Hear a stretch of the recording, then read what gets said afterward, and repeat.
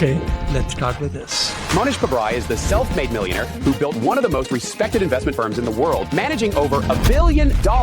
And now he's giving us the simple tools and frameworks to create life-changing wealth.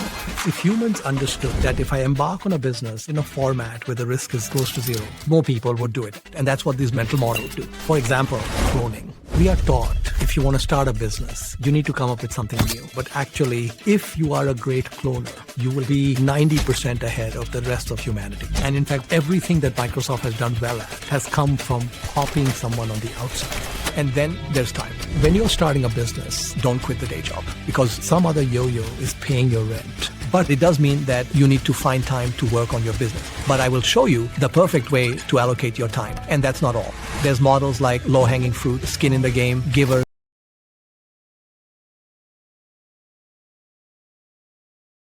Again, it falls right back into the same category as dementia and Alzheimer's and all the neurodegenerative problems that are out there. It is the lie is that it's this manageable condition.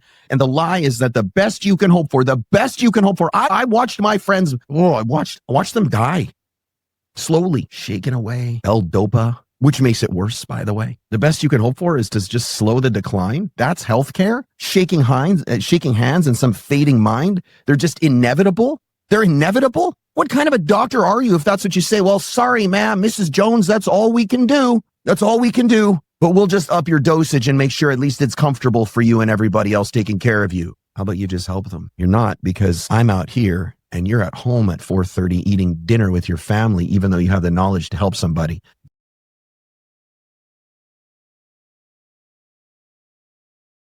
I think the biggest factor in happiness is social connection. Sounds like it's one of the biggest, if not the biggest, in longevity too. So that I guess that would be my answer.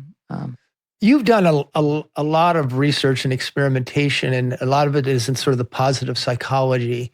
Of all the research that you've innovated, what are the things that you're most proud of, or most you feel have been the biggest contribution into helping others? Well, for the last about 25 years, my students and I have been doing happiness interventions, which are like clinical trials, but instead of testing a vaccine or a medication, we test happiness strategies.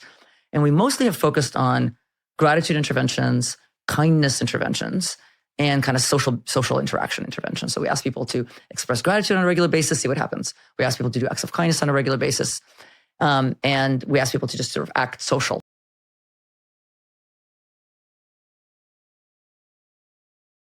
Morgan, what do you recommend we do every time we get a paycheck or get paid? I view savings as an expense, just as I would view rent or food or whatnot. Anytime in finance that you can automate it. So automating your bank and say every paycheck you're going to move $50 to savings, whatever it might be, and making it automatic. What are the odds that at least one of these happens to you over the course of your life? Job loss, divorce, medical illness, wayward children, living through a giant recession, whatever it might be. What are the odds that at least one of those will happen to you? And the answer is 100%. And I think a lot of people don't want to admit that. And when that happens, the savings that you have is going to be more valuable than anything that you've ever had. And for the person who's still thinking, I mean, what's the point? I can barely pay my bills. What do you want them to know? The first thing I want you to know is I feel you. I empathize with you. I don't judge you. But the second thing you should know is that it is. Hey, it's your friend Mel, and welcome to the Mel Robbins Podcast.